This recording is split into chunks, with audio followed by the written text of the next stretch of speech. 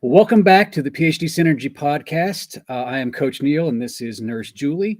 And we have got a treat for you tonight. We've got a nurse by trade with a extensive medical background, who also is in training to be a health coach herself. She's had she's got quite a story, and you're gonna really enjoy it.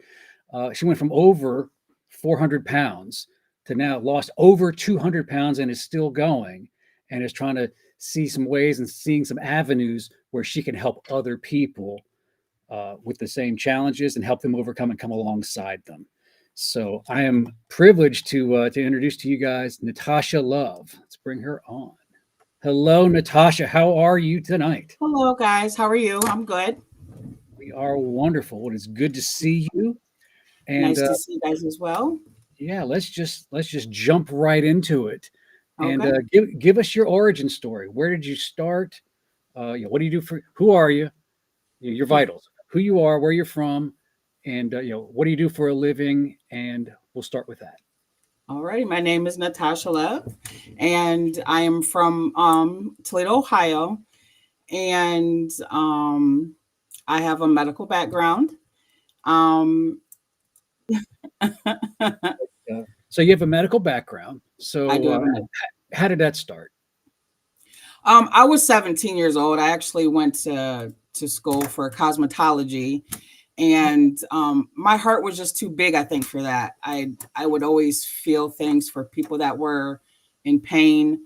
I had an uncle that was always in pain, and I just always felt for him. Mhm. And I then at the age of 17, I went to a nursing home to work while I was in school as a STNA.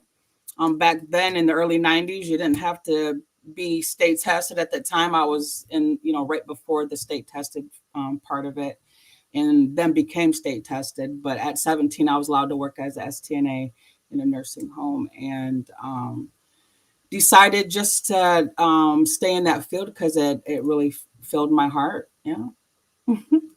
Wow. And you had mentioned before we went on that during the time of the virus, I don't know if we can still say that or Right. brag, but during the time of the virus, that you saw some things in the healthcare industry that you realized needed some attention. Tell us about that a little bit.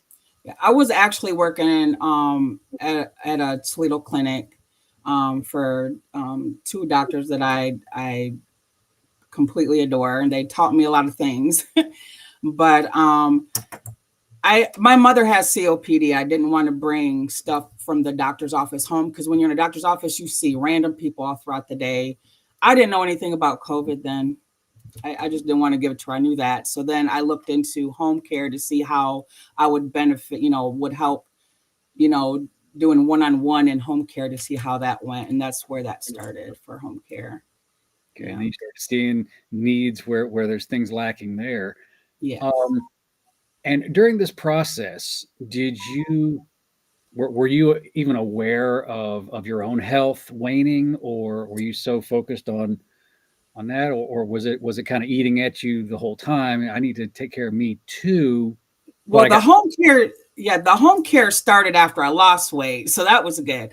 When I okay. worked in the doctor's office, how I got through that, because I had high anxiety. My anxiety from not being able to breathe, from being so heavy, was awful. Oh, okay. But what I told my brain was, okay, you work at a doctor's office, you're surrounded by doctors. So if I have a heart attack, at least they'll be there to save me. And that's how I got through my days. Honestly, it was awful though.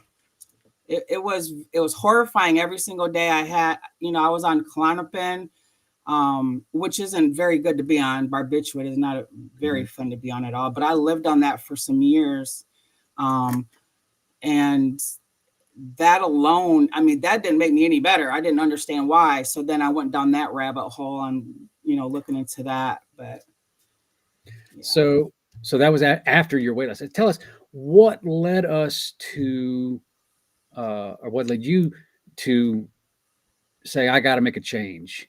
You mentioned a few things again before we went on. Yeah. What led After us? that, after I had an endoscopy done and realized I had weighed over 400 pounds, and I was getting bigger after that endoscopy.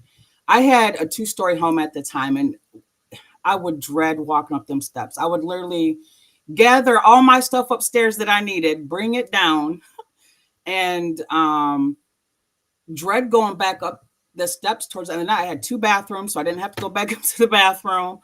And, that sounds awful, but that's how it was. And when I would walk up to the top of the steps, I would yell for one of my kids, like, guys, I think, mama needs to go to the hospital because I can't breathe. My heart's racing. I'm panicking. There's so many times that the EMTs was called just because of the walk up the steps, and I was panicking. And of course, my husband was at work, and my kids didn't know what to do, so they called every time.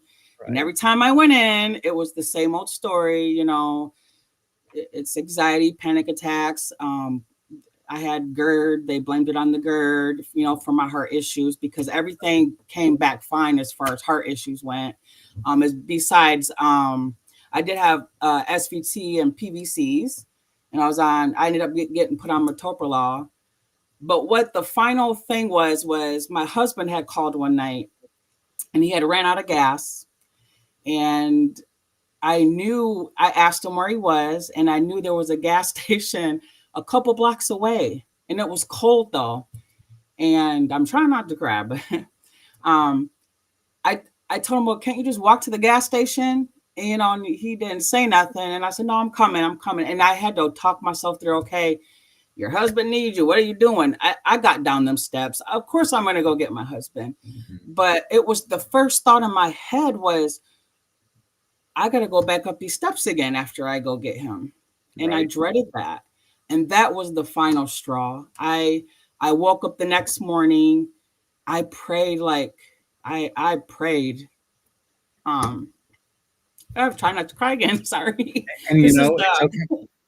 It's very emotional because that was the hardest thing I had to deal with was being that big and feeling like I was a disappointment to my family because they needed me. So I'm like, what are you doing? And I had to tell myself, like, your girls need you, your husband needs you. What are you doing? So I prayed, and I literally picked up my phone and I typed in on YouTube. Literally, all I typed in was the natural way to lose weight, and Dr. Ken Berry and Nisha popped up. It was the very first one. It was a keto video. So I started out on keto, and I was so tired of all the pain and the anxiety and the feeling like I couldn't breathe and the unhealthiness that I chose to put. I wasn't one of them people who had a hard time starting the diet, to be honest, because I wanted to feel better more than I liked the food. I wasn't a person that cared about liking the food, if that makes sense. Wow. That's well, let me tell you a little bit of my story and our story, because it relates. I mean, you wanted to be there for your family, for your husband, for your kids, and I can say from our story, I wanted to make sure that I was doing everything. I felt so helpless with her situation. I can only imagine what the rest of your family felt like too, because she has a similar story. You want to share any?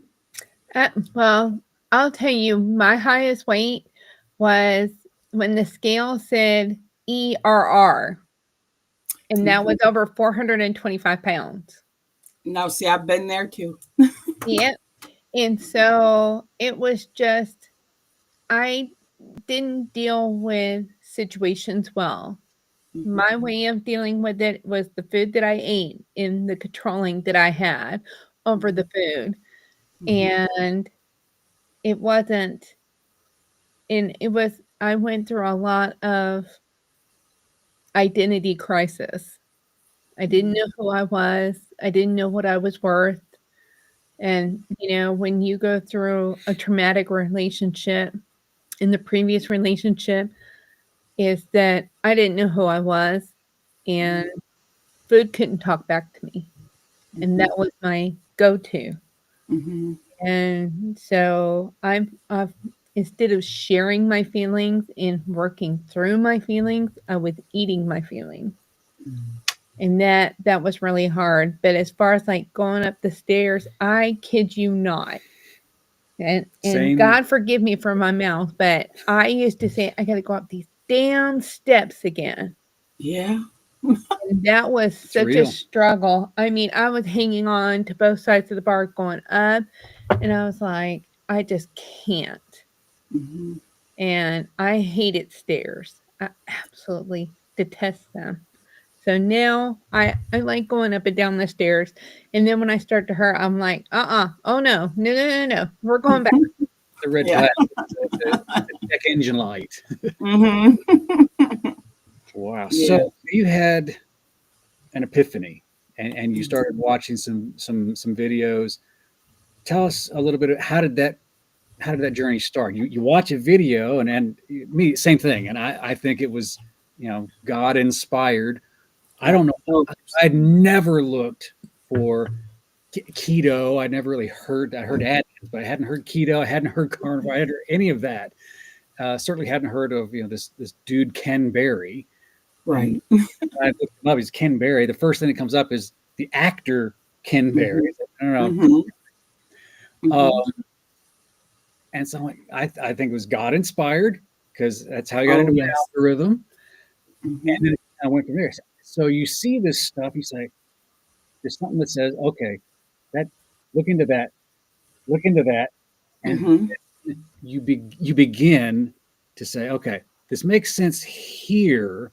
How do we get it from here to here? How do we make the connection of that's good information, but how does that apply to me? They're talking to thousands or millions of people. How do I bring that home, and where do I start? And so where does Natasha start? When you see all this stuff, you're like, God, that makes sense. That could be my answer. Mm-hmm. How'd you start? What did that look like? So like I said, the first video I clicked on was their keto one, and I watched it, and then I knew that God just told me this is what you need to watch. I felt that through my whole soul, my whole body just felt it, and I started binge watching them. Yep. And then I noticed they did Q&As. I didn't know nothing about none of that stuff. All I did, I was a worker. I went to work and then dreaded them stairs. So I would pay whatever I had to pay to get my question on there to ask Dr. Berry. Super chats. I will tell you, it's because of him that I was able to wean off my medicines correctly. Because everybody knows not all doctors are the same. And a lot of them like to promote medication after medication, and they can't find the root cause of anything. Because mine wasn't, I was on medications other than just for, because I was big. And I laugh at people now because they're like, oh, of course you got off all the medicine, you lost all that weight. I said, yeah, but I don't even have allergies anymore. How can you, stop taking allergy meds? But anyway, I just started binge watching their content and started eating. Literally that day, I started with meat and salads. And then I'm like, I started feeling better after a week. And then I just kept it up. And then I was losing weight drastically, of course, because I changed the way I was eating, but I was still allowing a lot of, I didn't know nothing about keto cookies. If I saw keto in the stores, I was buying. I'm like, yeah, this is keto. It tastes good. I'm eating the keto yogurt. And it was all, I was still losing weight on it, mind you. But I wasn't craving anything. I had, those things to help me not crave. And then as I, was getting rid of the weight, I was still having issues with my autoimmune disorders. All that wasn't quite gone away yet, but it was so much better. And then I started seeing more carnivore stuff as I was digging. It wasn't just because at first I was like, okay, I'll just do this keto. I'm doing good. But then I wasn't anymore. And then for me, I felt I had a lot more healing to do. So then I was binge watching Carnivore and asking Dr. Kenberry more questions on his Q&As and doing everything, that I saw, what he said. And so, yeah, yeah. So you started to apply it when. Oh, and let's address one thing real quick. You are a medical professional, Mm-hmm. and so you know certain things. You know that some medications you can't just quit cold turkey just because you decided to. Correct. But for anyone else listening, always have a conversation with your doctor, even if it's one of those medications that they would say, "Oh, just stop taking it."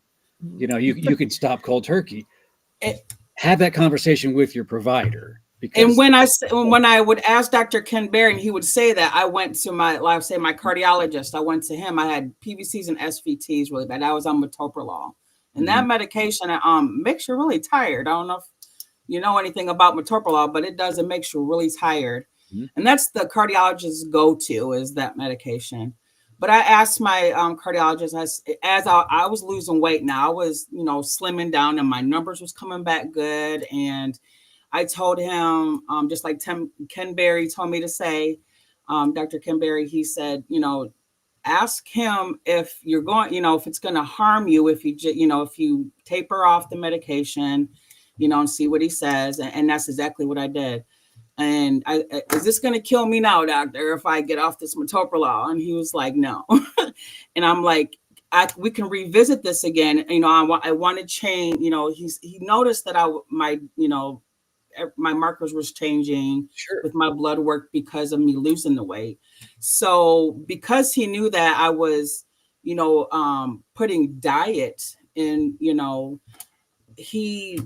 he was okay with me weaning off the medication. And he made me promise him, though, that if I started having SVTs and PVCs again, that I'll come back to him and he would have to put me back on it. And I tell you what, I've never felt any better. Everybody has PVCs and SVTs, but mine was more than normal. But I barely have any right now. So, I still have bouts of them, and that's normal, like I said, but I'm just more in tune with my body. So right. I don't have I think it's more. important that you went, a lot of people still have that old school mindset of whatever the doctor says, I got to do what the doctor says. And you've, by taking control of your own health and making steps, not only could your doctor see that and say, oh, she's taking steps and seeing some results. And now you're having a conversation with your doctor about your health. And I know Dr. Berry has said multiple times, the doctor is not your daddy. The doctor is not, he's just, what does he say? They're just dudes and chicks. Dudes and chicks, yep. But opening that conversation and the fact that your doctor was open to having a conversation and, hey, let's join forces. You're having effort. I'm having effort. Let's make this a team now. That's important, not just during the weight loss period, but just your overall healing, and then beyond. Then you've got a relationship now with someone who knows your medical history very intimately, and so that's going to pay off dividends down the road. Change your doctor or change your doctor. Some are not open to that, in which case you may have to find another provider that if they want to point the scepter and tell you how it's going to be. No, this is my life, this is my health, and everyone out there is entitled to that. You're your own advocate. So wow. So how long did it take for you to start to see some results? You said, I'm going to go this keto thing. Was it 3 months, 6 months till you started? Keto, I literally started feeling difference within a week. And then the weights, I didn't weigh myself for the longest time. I was scared of scales. It was very depressing. But I started noticing, me breathing better. I would say after 2 months into keto, I didn't dread the stairs as much at all. Now, was Yeah, it just like 2 months. you'd stare at them and be like, oh, I don't know, or was it just you went up the stairs and didn't even realize? Wait a minute, I just went up the stairs. I still kind of dreaded it because I know that I was still having panic attack issues from anxiety. Anytime my heart raced, that would throw me in a panic attack. Sure. But I also had to remember I had to talk myself through it. Like, this is just your heart racing because it's pumping hard, girl. You need to stop it. Just get to the top of the steps. You'll be all right when you get up there. Just breathe. And I think me not being able to take that deep breath is what always sent me in the worst panic. But I wasn't having that deep breath where I couldn't catch it moment. So that helped, and I was able to talk myself down out of the panic attack. It took a while to talk myself down out of it, but every day it got better and better and better. And eventually I conquered them steps. Yeah. So the first time that you conquered the steps, did you do a happy dance, or what did you do? Did you call somebody? Did you?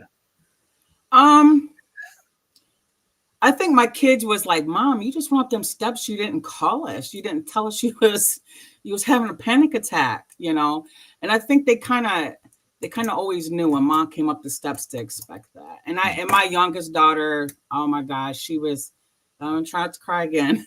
She just was always she would always just come in and just rub, calm me down by rubbing me or rubbing my back, tell me you're okay, Mom, and I don't know how to put it. She just has this aura about her.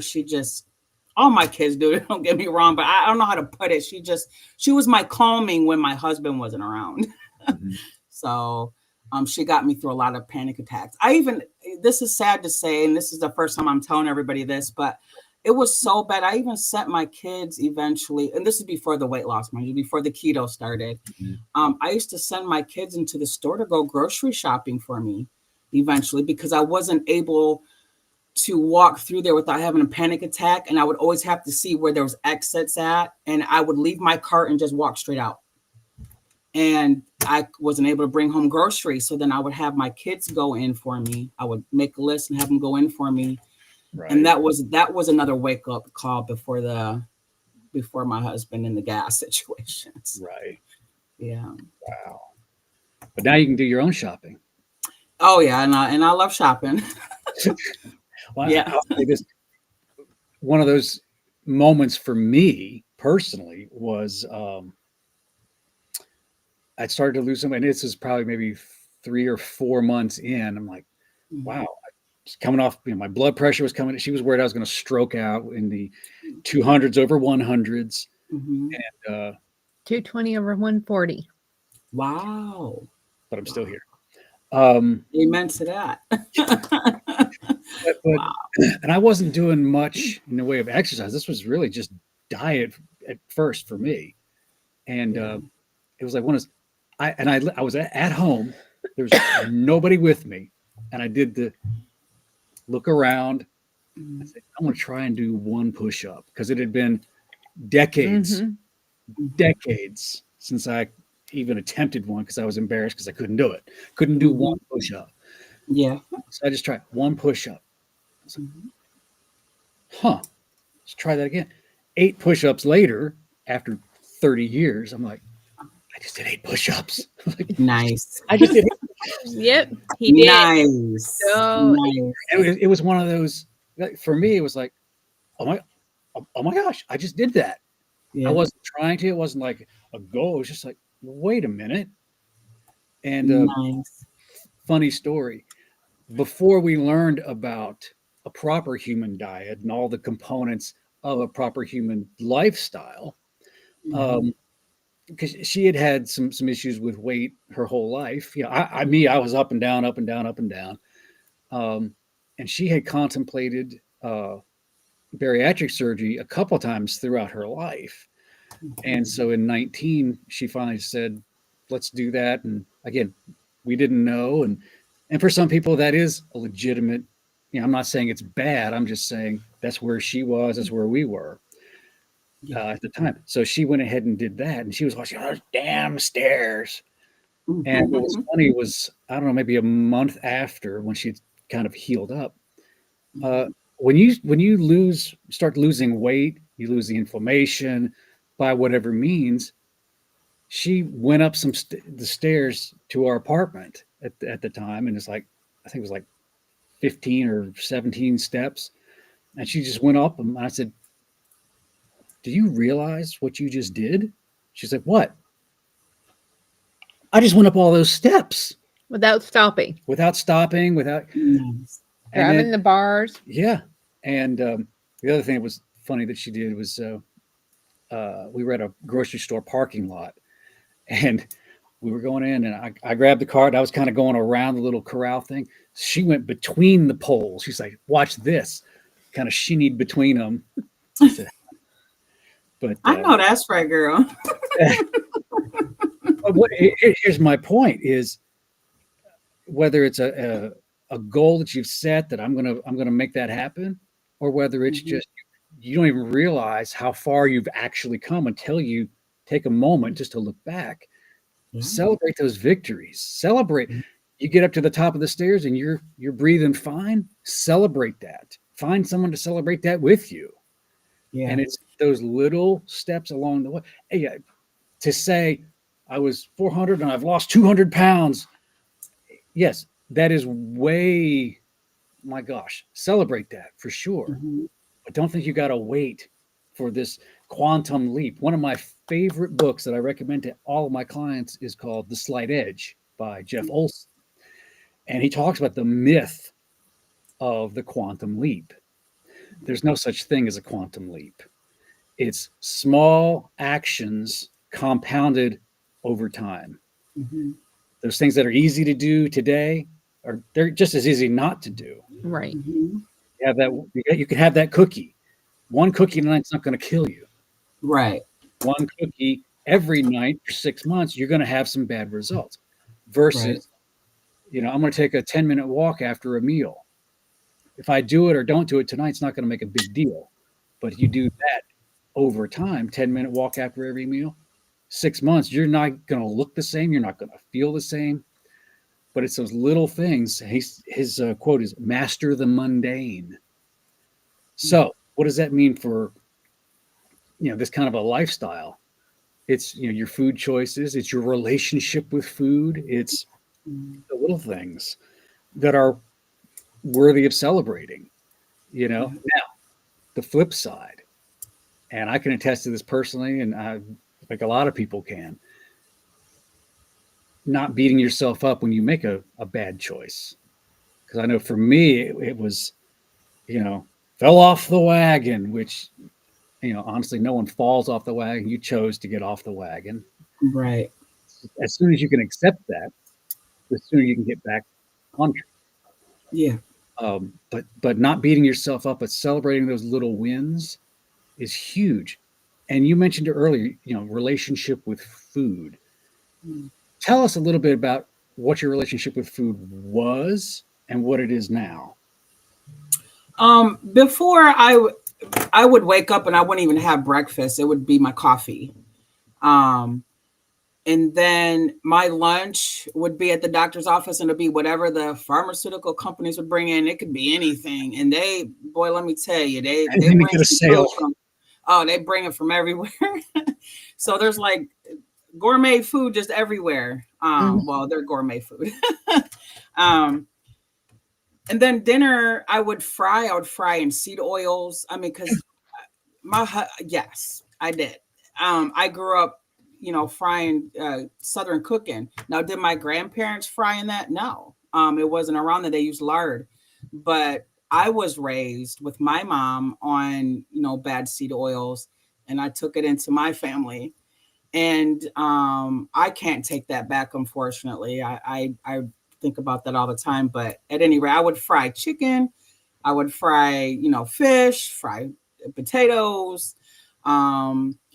We'd have bread almost with every meal. And we'd have, I didn't really get into a lot of sweet stuff, but if I did, it was chocolate and ice cream was my jam. It wasn't that my plate was, my plate was big. I ain't gonna lie. It was big for me. but it was just all the carbs on the plate. Now I'm looking back, now that I know what I'm looking at now. Right. But yeah, I think it was just, I would say I would have seconds though. Sometimes it wasn't always just what I put on my plate. I would go back for seconds, or I'd wait for a couple hours and I'm like, what, I just ate all that food. Why am I still hungry? I might snack on some chips or something, and working in the, doctors in the hospital, you're like, you should know better, you would think, but I did not. And I guess that's kind of where I was going was, Yeah. like, she had mentioned she was eating her feelings. So it was a coping mechanism. For me, it was that too. I had a horrible self-image growing up, and plus just some, family culture growing up. But some people, I use the true sense of the word ignorant. They just didn't know. It's not like they were avoiding. It's just they didn't know. Was that your case? I was kind of bullied a little bit, more or less, by certain family members. Not in my immediate family, but aunts, uncles, a couple of them.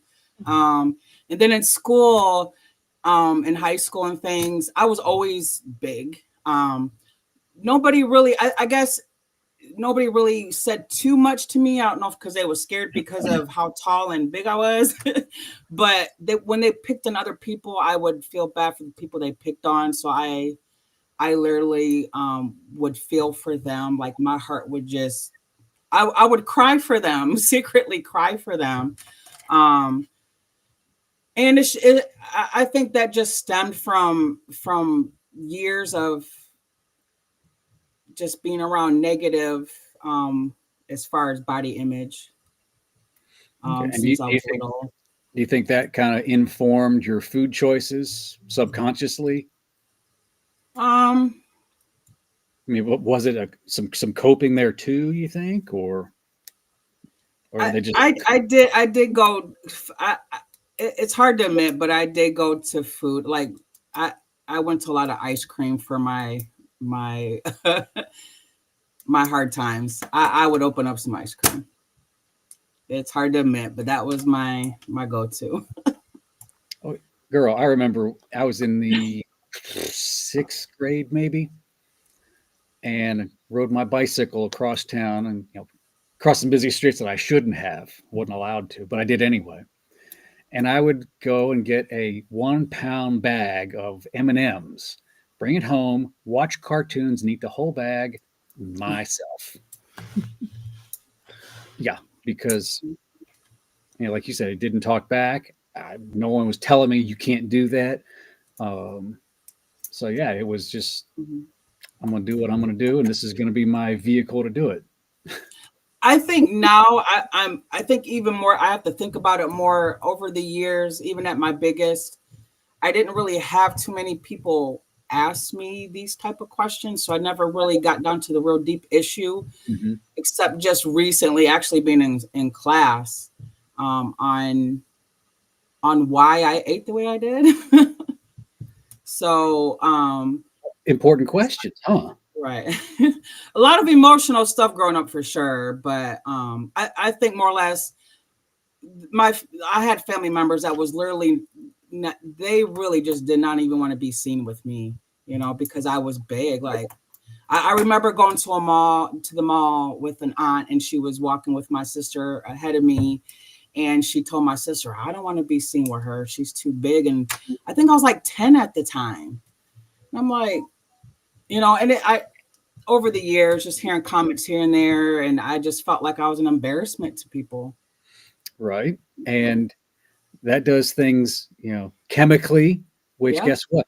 That your body's, all connected. So what happens here affects your physical body, affects everything. Yeah. Even what you're triggered by, what you turn to. So yeah, it's a whole, loop. All these things working together at that point in your life against you. So your food choices were against you. Your mental, state was against you. Feeling guilty and embarrassed. And what was your physical activity like? I didn't really like as an adult or in high school. Well, just grow it up, but before you started your weight loss journey. Oh, okay. I I I walked everywhere with my kids, to be honest, like like around to the store, but it was a struggle doing that. Because my husband at that time we had one car. My husband was working. I was home with the kids, and if I needed something, we'd walk. But as Right. far as that one is like, but it was like a block and a half, and I I didn't dread them. I didn't dread that like the stairs, but I did kind of dread the walk a little bit. But it didn't get to me as much because I walked at work. Um, there wasn't really a lot of exercise that I did, to be honest. And then in healthcare, Not in my biggest year, not in the time where I was at my biggest. I'd work and I'd come home and I wasn't the kind that laid on the couch though, which was where my kids would tell you I literally would be in the kitchen because I didn't want to be known as that big, girl laying on the couch. I just didn't want that. I would literally stand up over a counter and bend over my kitchen counter for hours. And then when I wanted to relax, I would sit down at the kitchen table. And that's how my days were. And I was at that time dreading going up them stairs. but see, now think about that. See, I'm looking at it, how cool is this? Even then, when you didn't even know that you didn't know that you didn't know, you still had that in you, like, I'm not giving up. Mm-hmm. I'm not going to be that. I'm not going to just give in to it and give it. There was still some fight in you. And again, that's something worth celebrating, even in hindsight, which it's like, oh my gosh, where is Natasha going to go? My goodness. Because most people, I mean, think about it, with that much that you had on you, emotionally and physically and spiritually and everything, a lot of people would give up and just cash in and just settle and this is just how it's going to be. Yeah. But you said, no. I don't see the way out, but I see I can stop from going down this hole, as best I can, even if that means I got to stand up and lean over a kitchen counter. Yeah. And then when the time was right, when you had the information and everything lined up, that fight in me, now I have a place I can apply it to. How cool is that? That's awesome. How cool is that? And that's your story. Oh my gosh. Yeah. So what about now? So you weren't very active then, other than walking, which is, hey, walking is great and very underrated. Yeah. That low level, when your heart rate isn't going 1,000,000 miles an hour, that low level consistency, you're in a fat burning mode. Mm-hmm. So you've still got that. You're still in healthcare. So how has that changed since you've lost a lot of weight? So after I did the carnivore and got, lost even more weight, one of the first things I did do that I enjoyed doing in my younger years was roller skate. And I bought me some roller skates. And here I thought I lost all this weight. I'm going to get in these skates and I'm just going to start taking off. Because back in the day, I could skate backwards. I can jam to some music and do all kind of tricks like I did back in the day. And I'm thinking, I got this. I put them on and no. So I'm still yet to get back in them. I'm really going to try again. So my very first thing I did was do that. But I ride bikes with my husband. That's our thing. We awesome. Have two different bikes. We both own one of the, I call them a bus because we have like little lights we ride at night and there's no gears on that one. And then we have our 12 speeds that we ride if we want to go up in trails in the park or whatever. But wow. How cool. But yeah, so we do a lot of bike riding. He's actually been pushing me on the weightlifting thing. It's hard to fit it in my schedule, but the weightlifting thing is what I need to start doing actually, especially in my perimenopause, age. Lifting weights is very important. Yes. So I need to get on that. Yeah. I'm praying. I've lifted weights since I've lost, but not as consistently as I want to. Sure. I do a lot of walking. I do leg exercises. My husband watches all these different exercise videos, and he'll show me different things, and we're supposed to fit, it's hard to fit our schedules together, but he's going to be my coach, hopefully, in that section. But I have no problems walking upstairs now, guys. I know, right? I can ride a bike and breathe. And it feels so good. And when my lungs burn because of exercising and cardio, I talked myself through that. Even it doesn't bother me, because in the beginning I used to panic, and my husband would talk me through. I'm over that even now. So yeah, I'm a lot more exercise than I ever did in my whole entire life. That's awesome. So, yeah. So one of the things PHDsynergy that we talk about is four big pillars. Nutrition is one, and that's the kind of our point of entry, because that's one of the easy things to, not easy, the simple things to address. Then we got activity and exercise. We've got mindset, which I think is vital. The other thing is sleep. How does your sleep look? I know you got crazy schedules, but has your quality of sleep gotten better or worse, or stayed the same since you've lost your weight? Well, I will tell you that my sleeping right now ain't all that great, only because of me not being, in my perimenopausal situation that I'm in, and I don't take anything for it. Once I got off all my medication, I just chose, because I am on nothing. I'm on vitamins and minerals. That is it. Huzzah. Right. And the vitamins I'm on is exactly what Dr. Kim Berry tells people to be on. But I take the D3 and K2 and the magnesium, and then my minerals. But besides that, nothing. And I forgot where I was going with that. Well, we were talking about sleep. And once you got off all of your medications, did you notice any change in your sleep patterns or quality? I did. I slept a lot better. I slept a lot better, actually. Yeah. There are so many things so much metabolic healing that happens when you get good quality sleep. Yeah. Not just quantity, but good quality sleep. And sleep hygiene is a big part of that. So that then when you face things like perimenopause, menopause, postmenopause, you've got a clean slate that you're dealing with. You're not on medications. Right. But now you've got, it's, kind of like in science, you got your control group. We got a baseline here. So then when it starts to dip, okay, this is probably going to be some, menopausal hormonal things we can address. Right. It's not like, well, is it this or this? It's, you've narrowed that field so much now. Right. So, yeah, again, another reason to celebrate how far you've actually come, because now you can face the new challenges with a much better outlook. Yes. And I'm praying I can, my story, and there is more to my story. I'm just really nervous, but at any rate, I want to get my story out here for so many reasons. And I know that it healed me. And even at my stalls that I hit, I knew that my body had so much healing to do.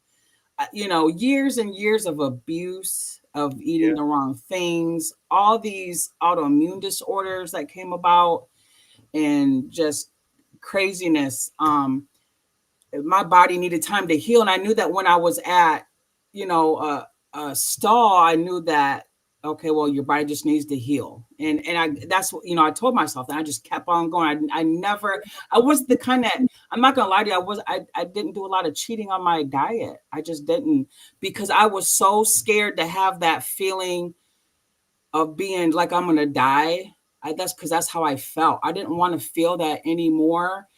And I hated food after that.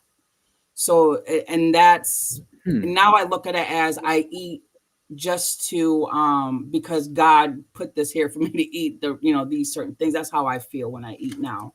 I don't look at it as, okay, these are bad foods I'm eating. This is what God, really wants me to eat since the beginning of time, and is going to heal me and make me feel good. So that's how I get through my days now. Yeah. Wow. Sorry, guys, I'm nervous. I'm saying stuff just. No. you're telling your story. That's Yeah. what we wanted to hear. It's my yeah, it was hard to put that video out. Mhm. It was really, really hard for me to do. The first thing I told my family is, are you guys embarrassed? You know, if I put this out here, they're like, Mom, just do it. You know, Just do ask it. my husband, you know. It was embarrassing for myself, but I didn't want to embarrass them. I didn't want them to, you know, feel and my Well, mom's putting all our business out here. now let me ask you this, because some cognitive behavior techniques and some mindfulness techniques, that's a big part of our practice. Mm-hmm. So let me ask you, was it, and I'm asking for an analysis on your part. Mm-hmm. Do you think it was embarrassment, or do you think it was being vulnerable? Both. Both. What about I always have that embarrassment in my head because of how I grew up. Like I was an embarrassment to everybody and everything just because of my looks. And then to have my story and to show my picture. Now, mind you, I didn't have a lot of pictures taken of me. And I can't even tell you how much I weighed in that specific photo. I was bigger than that. I would tell people, if I caught people taking a picture of me, I would tell them, you erase it right now. So that picture that I actually put up was a picture I found that my husband had saved and sent me after I lost all my weight. Wow. That's how I found that. Well, and I know that was took a lot to be that vulnerable to the world. Yeah. And I know doing this, it's being vulnerable, but remember, it's a calling. It's the greater good. There's people out there. Believe it or not, not everybody likes me. I don't get that. But people aren't going to relate to me as much as they're going to relate to you. There's people out there that only Natasha can reach. And so being vulnerable and being available, and this is our channel, and I'm a believer. God's going to use you to do that. He chose you to do that. I believe that. I do. I believe that. And we've heard it a lot. Blessed to be a blessing. You were blessed with the road that you have. Even the hardship, he can turn that around to where it's going to serve him, and he's going to get all the credit. How cool is that? That's awesome. Because I have to tell you too. I was able to put that video out because our mock coaching session. I was so nervous, but you made me feel so calm. I'm like, this guy's done this many times. I'm like, he's probably coached tons of people. You made me feel very comfortable. And I know you have, you put God first, and that made me the most comfortable. But all the questions that you had asked in our mock, session, I was like, when we got off this session, I was like, I can do this. I can do this. And I started to put that video together, and every time I did, I just kept crying and crying. And then I waited to the class the next day and even asked Nisha about it. She said, no, just, and I just went on ahead and I didn't even think about it after that. I was like, you just got to post it. I don't care how ugly cry I look out here, but because I have to help. It's meant for me to help somebody. Right. That's been in my situation, because when I tell you that I feel the best I've ever felt, even in my early 20s. I can't even describe it. It is such a blessing to be here where I'm at right now in life. Very, yeah. You've got kids and you've got grandkids. Yeah. And so tell me if this is true in your situation. It is with us and a lot of people that we know. We could say one thing. We could say something to our 11-year-old. I could say something to our 11-year-old. She could say the same thing to our 11-year-old. And it just bounces off of the years. Her friends' parents at church or at school say the same thing. Like, you won't believe what this guy's parents said to me. Yep. So again, the message is the primary thing. The messenger can vary. Right. So you and I, as coaches, you and her as nurses, could say something to somebody with the same words, the same inflection, the same heart, and some people it'll bounce off, but then the other one, it'll go in, it'll take. Yeah. And then there's also the idea of, since we're not afraid to talk scripture here, one plants, another waters, and another harvests. Yes. So keep that in mind I felt that. when you wonder, should I post that video? Should I be vulnerable? Should I relate the story to a client or in a video? Yes. The answer is an emphatic yes. Yeah. Because people need to hear it from you. Yeah. See, I never had a problem with telling people face to face. I talk people's ears off about my story, to be honest. It's just the fact I had to get over. I never let anybody take pictures of me, let alone being on a video. Mm-hmm.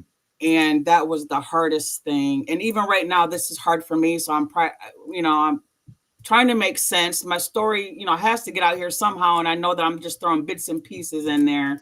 But you did great. I'm breathing through it. And you know what? You'll get better every time you tell it. Yeah.